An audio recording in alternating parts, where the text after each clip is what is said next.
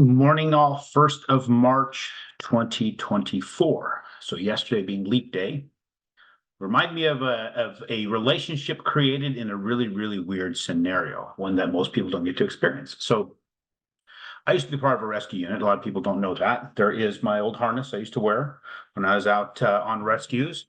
And I was at, I think 2013 or 14, I was put in charge of that unit. So I was on that unit for 9 years for the sheriff's office, and I was put in charge of the technical rescue side of it. I founded their off-road rescue unit in 2012.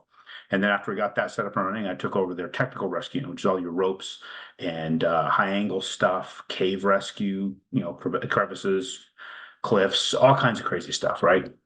Well, leap day back in 2012, I was, this is now the 12th year, our 12th year anniversary, if you will. I was, got a text. We had a base jumper hung up on the base, on the face of the Superstition Mountains, 680 foot down from the top. The cliff was about 1,100 feet. So then went out to the location, suited up, helicopter landed in the parking lot. I boarded the passenger seat or the co-pilot seat of the helicopter. They flew me up to the top, dropped me down, helped build all the anchors. I rigged in, they sent me over. So I was hanging on a rope for about an hour and a half before I reached the subject of our rescue. A guy who actually high skydiving trainer, actually trains military guys. He loves base jumping. Really, really, really cool guy. Just so happened, caught some sort of weird change in the wind, pushed him up against the cliff. His chute collapsed. And he landed right on a ledge. The only damn ledge on that cliff. Now, there's a lot of stories about that night. That hour and a half had an amazing amount of crap in it that I'm not going to go into right here. But we rigged in, got him hooked up. He wasn't injured at all, but a bruised heel. We came down, and I had team members coming up. One happened to be my wife, and they met us down at the base of that cliff and hiked us out. The hike was 1,000 times harder than the just going down and getting down that cliff, because it was a lot extremely steep. It was rocks that peeled off the face of that mountain for centuries, and it was just unstable, slipping, damn near breaking everything, just trying to get down. And my team came up there. Now that's, to me, was the most amazing part. They came up that shit, and then they brought us down that shit. Up had to be 1,000 times worse than coming down. Down was always harder for me because my legs were just trashed. We got him down and started probably one of the greatest friendships that I have. So Sam, love you, brother. I appreciate that we got to connect in that way, and that we're still here to talk about it. We catch dinner quite often, so you never know when you're going to make an amazing friendship. And a friendship in a scenario when it's some of the worst shit that could happen to you is one that really endures. So don't ever shy away from painful situations, difficult situations. It's the people that stick with you in the tough shit. That's where you develop amazing relationships. We just had a massive tragedy in our team recently. I talked about it the day after a good friend and team member, Jen Wade, had passed. That brought a lot of people tight. Don't ever walk away from tragedy, guys. Support each other in tragedy. And that's why when you look into whatever you read, right? Any scripture, Bible, let's talk about it. They talk about mourn with those that mourn, help those bear their burdens. That's where friendships are connected. That's where you build long-term relationships. When deals go bad and deals get tough, which they do, things get tough all the time in our industry. Don't walk away from tough deals. Don't hide from the phone call. Take the freaking phone call. That's where you develop the relationship, is dealing with the tough shit.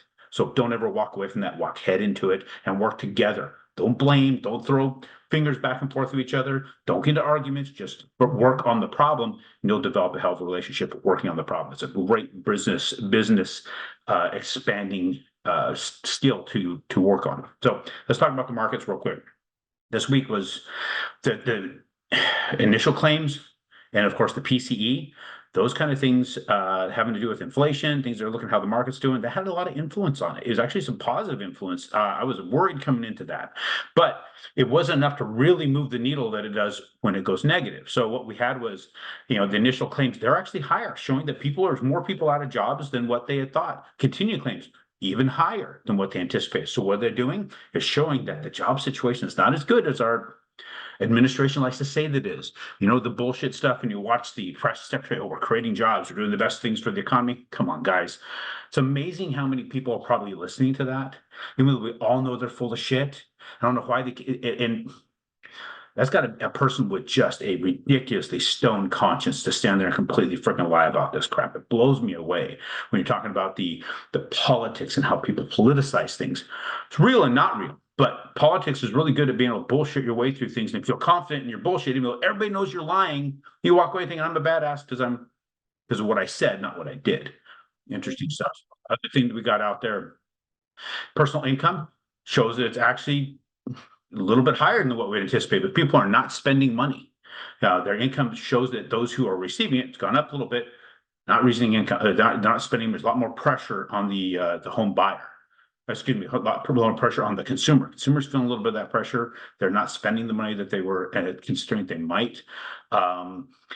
The inflation itself in some places came in hotter, some places came in as expected, some places came in lower because they got multiple different readings. So in reality, it's showing that things are kind of staying within control. The Fed's like okay with how that worked out. It worked out when you rework the numbers to be within line with what was anticipated. So not a lot that affected us negatively there, but I would say that the jobless claims had probably the most effect on our market because when you look at the PCE, inflation shows to be continuing to be growing month over month.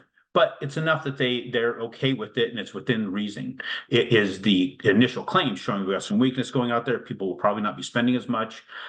That's where we're starting to see this improvement. So we had right here what I was worried about this last week when we opened up below the 200-day moving average. We had this day below the 200-day moving average. This day opened below the 200-day moving average. That's a strong level, and we've been able to get above it.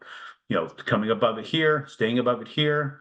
And that 200-day moving, once we got above this 200-day moving average, which you can barely see it in here because a blue line you can barely see, and it squeezed us right above one level of support, which was resistance. Now it's support, another resistance, which became support before we are today. So we have several moving averages supporting this. We get to this point where we will have at least, looks like that would be the 21-day moving average as a support. We've got the 14-day moving average as a support. We'll get up in here to where we're going to have the 35 and the 50. It might be some pressure. We also have this particular level here. They'll act as resistance. I'm going to go ahead and make that red for the purpose of what we're dealing with here. And then we got the big one right above. Actually, this one right here. This is going to be a big one right there.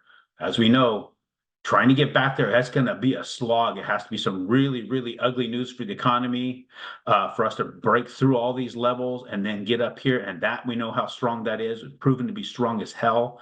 I'm not confident that we're going to see a lot of improvement to see rates go down very, very much, if at all.